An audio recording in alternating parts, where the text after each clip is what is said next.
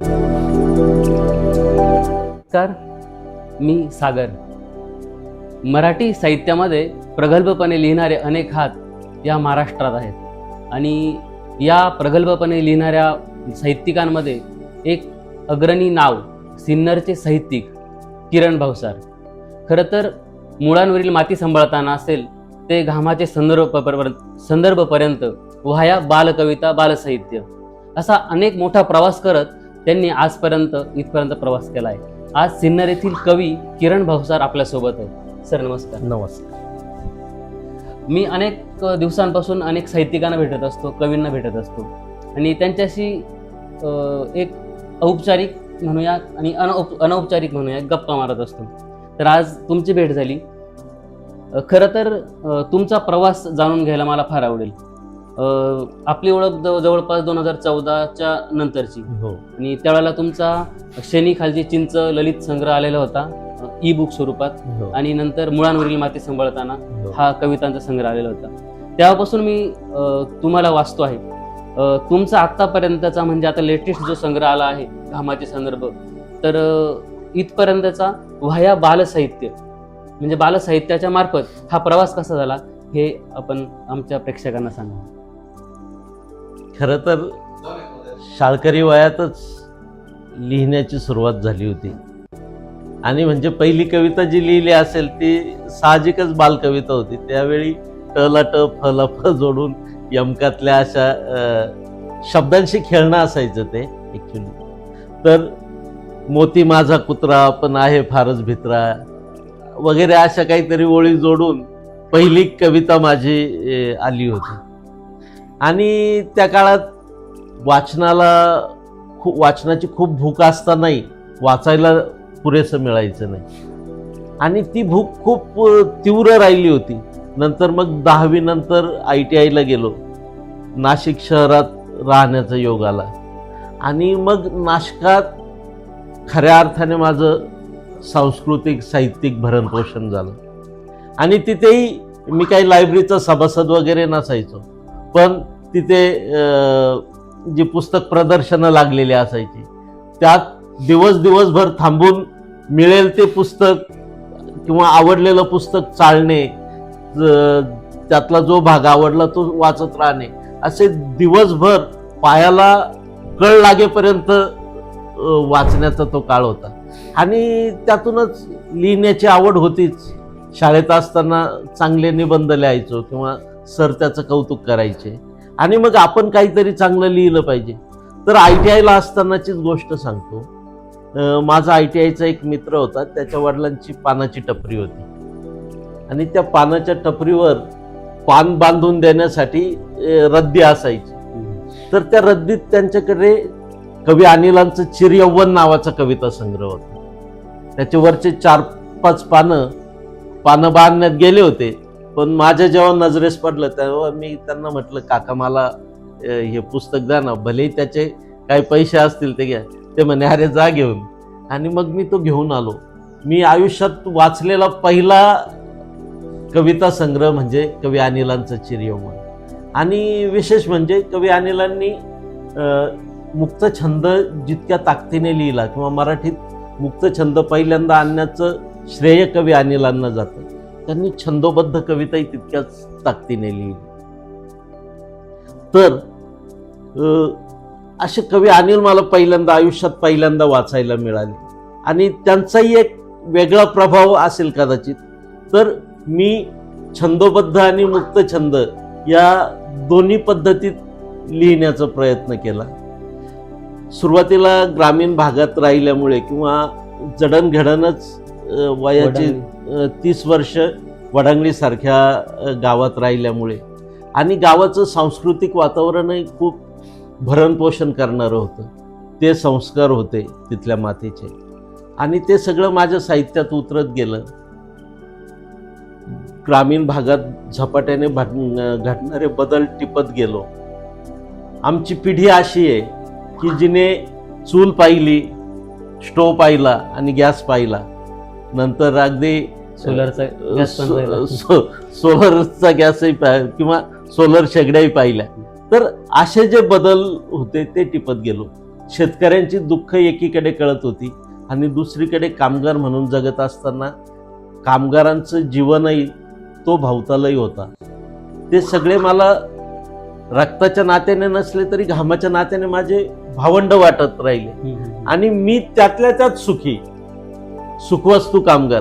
पण इतर अनेक समजा रस्त्यावर मोलमजुरी करणारे असतील, कॉन्क्रीटची कामं करणारे असतील, मॅनहोलमध्ये उतरून गटार साफ करणारे असतील, हे सर्वच कामगार, हमाल असतील, मजुरी करणारे असतील, भाजीपाला फळं विकणारे असतील, हे सर्वच मला माझ्या काळजाच्या जवळचे वाटायला लागले. कारण त्यांचं दुःख आणि माझं दुःख एक होतं, त्यांच्याशी माझी नाळ जोडली गेली.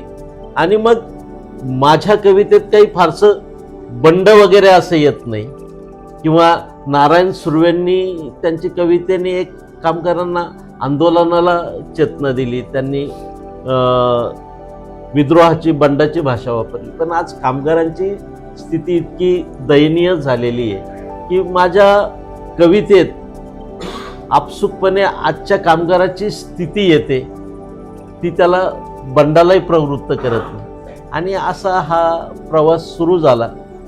दरम्यानच्या काळात 2015च्या आसपास मुलांचा अभ्यास घेत असताना, मुलं लहान होती, त्यांचा अभ्यास घेत असताना ती शब्दांशी खेळायची. माझा लहान मुलगा रामदास आठवलेंच्या टाईपच्या काही कविता करायचा शब्दाला शब्द जोडण्याच्या. आणि त्यांचं भावविश्व त्यातून कळत गेलं की मुलं कशा पद्धतीने विचार करतात, त्यांना काय हवं असतं. मुलाला म्हटलं का तुला अरे वाढदिवसाला केक आणायचा, केवढा आणायचा, तो म्हणायचा पप्पा ह्या टिपॉय एवढा केक आणा मला. म्हणजे त्याला अशी कुठली गोष्ट अतिशयोक्त लागायची, त्याला गमती खूप आवडायच्या किंवा अद्भुत वगैरे असं जादू हे असं फार आवडायचं त्याला. आणि मग मुलांचं भावविश्व काय आहे, ते कशा पद्धतीने विचार करतात ते कळत गेलं. आणि मग माझं बालसाहित्यही त्यातून आकाराला आलं. तुमचा हा साहित्याचा प्रवास झाला. तुम्ही जेव्हा सुरुवातीला लिहायला लागले तेव्हा तुम्ही सांगितलं की कवी अनिलांची कविता वाचली असेल, किंवा तुम्ही म्हणता की घामाच्या संदर्भाच्या दृष्टीनं नारायण सुर्वेंसारखी माझी कविता नाही तिथपर्यंत पोहोचलेली नाही. पण लिहिताना कोणतंही एक समोर प्रेरणास्थान असतं की आपल्याला वाटतं की अरे हां, माझी कविता ह्या कवीच्या किंवा ह्या लेखकाच्या जवळपास जाणारी आहे, किंवा मला असं लिहायचं आहे. त्यावेळेला तुम्हाला समकालीनमध्ये असे कोण कवी होते की तुम्हाला त्यांची प्रेरणा मिळायची की भले प्रत्यक्ष भेटून नाही, पण याची कविता वाचल्यानंतर हां, मला अशी कविता लिहावी वाटते, भले तुम्ही लिहू शकले नाही, असे कोण समकालीन कवी किंवा लेखक आहेत? समकालीन अनेक कवी असे आहेत की त्यांच्या कविता वाचल्यानंतर खरं तर आपण कविता लिहिण्याच्या फंदातच पडू नये असं वाटण्याजोगी खूप परिस्थिती होती. हे म्हणजे सकारात्मक की नकारात्मक? नाही, हे सकारात्मकच. कशा अर्थाने सांगतो की ती कविता इतकी आवडत होती आणि त्या कवितेच्या जवळपास जाणारही आपण लिहितो की नाही, किंवा तेवढं आपल्याला लिहिता येईल की नाही असं मला वाटत होतं प्रामाणिकपणे. मी अनेकांना बोलून दाखवतो. अगदी अलीकडच्या काळात समजा जयश्री वाघताई, त्या ज्या पद्धतीची कविता लिहितात, मी अनेकदा आमचे मित्र विवेक उगलमुगलेंना सांगत असतो, अरे हे आपल्याला काही शक्य नाही अशा पद्धतीत. किंवा गझल सारखं मी आयुष्यात एकच गझल लिहिली, पण ती एकच गझल लिहिताना माझी इतकी दमछाक झाली की मी पुन्हा गझलच्या वाटेला गेलो नाही. तर असं असतं. आणि समकालीन कवींमध्ये अनेक नावं होती डोळ्यापुढे. खलील मोमीन सर, त्यांचं मार्गदर्शन सातत्याने लाभत होतं. आता नाव घेतलं त्यांचं विवेक उगलमुगले, त्यांची कविता बघत होतो. अशा अनेक कवींना वाचत होतो. पण आपली स्वतंत्र शैली असावी, आपलं स्वतःचं वेगळेपण असावं. आणि समजा एखाद्या बागेमध्ये अनेक प्रकारची झाडं असतात, म्हणजे बोरीचं असेल, आंब्याचं असेल, जांभळाचं असेल, शेजारी जास्वंदी पण. प्रत्येकाची चव वेगळी असते. प्रत्येक फळाचं एक वेगळं गुणधर्म, वेगळी चव, सगळं असतं. कॅरेक्टर म्हणजे आपण फक्त सफरचंदच खात राहू असं नाही. आपल्याला कधीतरी बोरही खावं वाटतं, कधी केळी पण खावी वाटते, कधी संत्री खावी वाटते, Varieties. आंबा. तसं कवितेतही आहे. आपण आपली कविता लिहित राहावी हे सगळ्यात महत्वाचं. आपला अनुभव, आपली अभिव्यक्ती असते आणि त्यातून आपण आपल्या आजूबाजूचा भवताल, आपलं वास्तव, आपलं जगणं भोगणं मांडत राहावं असं मला वाटतं. आणि काल्पनिक कवितांपेक्षाही वास्तवाशी निगडीत ज्या अनुभव आहेत ते आपल्या कवितेत आपसुकच येत जातात असं मला वाटतं.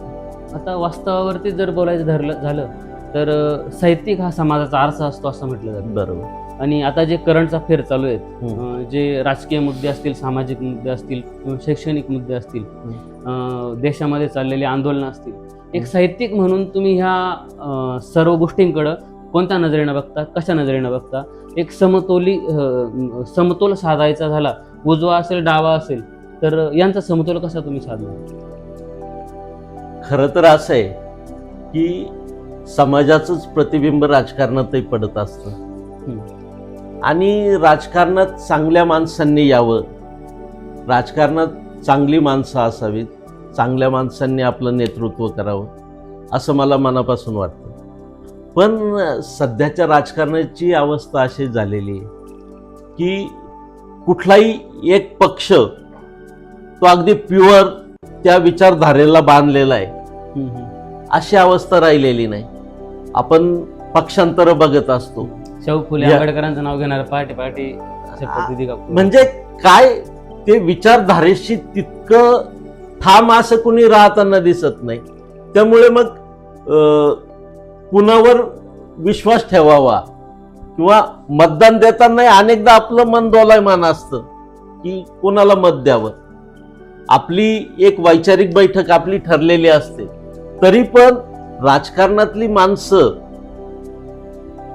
ही तितकी प्रामाणिक असतीलच असं नाही. आणि त्यामुळे संपूर्ण देशाचंही वातावरण, देशाची परिस्थिती आणि राजा बोले दल हल्ले अशी परिस्थिती असते.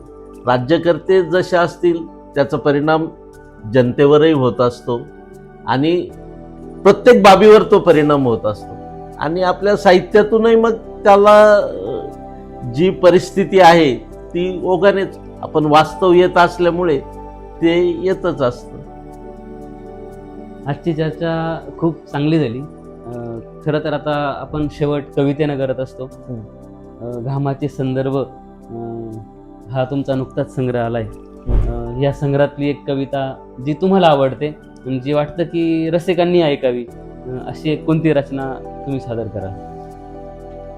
घामाचे संदर्भ मध्ये अनेक प्रकारच्या कामगारांवरच्याच कविता आहेत. कामगारांचे दुःख, मग ते छोटी मोठी, अगदी कापड दुकानात काम करणारा मुलगा असेल, बँड पथकात काम करणारा माणूस असेल, अशा प्रत्येक कामगारांचं भावविश्व, त्यांचं जगणं टिपण्याचा मी प्रयत्न केलेला आहे. तर ड्रायव्हरच्या जीवनावरची एक कविता मी तुम्हाला तुमच्यासाठी सादर करतो. कवितेचं नाव आहे नॉट ओके प्लीज. हरेक मोक्याच्या वेळी तो गाडी चालवत होता. हरेक मोक्याच्या वेळी तो गाडी चालवत होता. आनंद साजरे होताना, दुःखाचे कडेलोट होताना तो गाडीत चालवत होता. कुणी मारले हे काळे कभिन्न रस्ते, त्याच्या माथी न उरकणारे. वयात यायच्या आधी तो रस्त्यावर आला. वयात यायच्या आधी तो रस्त्यावर आला. पायाला चाक बांधून हजारो मैल भटकला. त्याने केले नाही झोपेचे लाड. नजर हटी, दुर्घटना घटी या धाकानं. ढाब्यावरच्या कळकट खाटा वाढत राहिल्या. त्याच्या भुकेल्या पोटात दाल फ्राय, बैंगन भरता. जिभेचे चोचले विसरून आयुष्यभर तो ठणकत राहिला मूळव्याधासारखा. संकटांना हॉर्न देत, एक्सलेटर दाबीत त्याने वाढवून पाहिला स्पीड, गिअर बदलले, कधी टाप टाकला, पण आयुष्याचा रस्ता नाही आला आटोक्यात. तो वाचून वाचून वैतागला, सतत तेच ते मेरा भारत महान, बुरी नजर वाले तेरा मुंह काला, हॉर्न नॉट ओके प्लीज, वगैरे वगैरे. अन्यायावर टामी काढून धावला, अन्यायावर टामी काढून धावला, तरी पोलीस दरबारी तोच ठरला दोषी. आयुष्यभर गाडी चालवूनही तो पोहोचला नाही घरी, आयुष्यभर गाडी चालवूनही तो पोहोचला नाही घरी. आपल्या माणसात ज्यांच्या खातर तो कापीत राहिला रस्ता, तो कापीत राहिला रस्ता. धन्यवाद. अतिशय अस्वस्थ करणारी ही कविता आहे. आजच्या या सर्व मुलाखत वजा अनौपचारिक गप्पांना आपण पूर्णविराम देतो आहोत. खरं तर ह्यासाठी वेळ काढला, तुमचे खूप खूप आभार. आणि व्हिडिओ शूटिंग करणारे आमचे आदरणीय तुपे सर, त्यांचेही खूप खूप आभार. थँक्यू. धन्यवाद.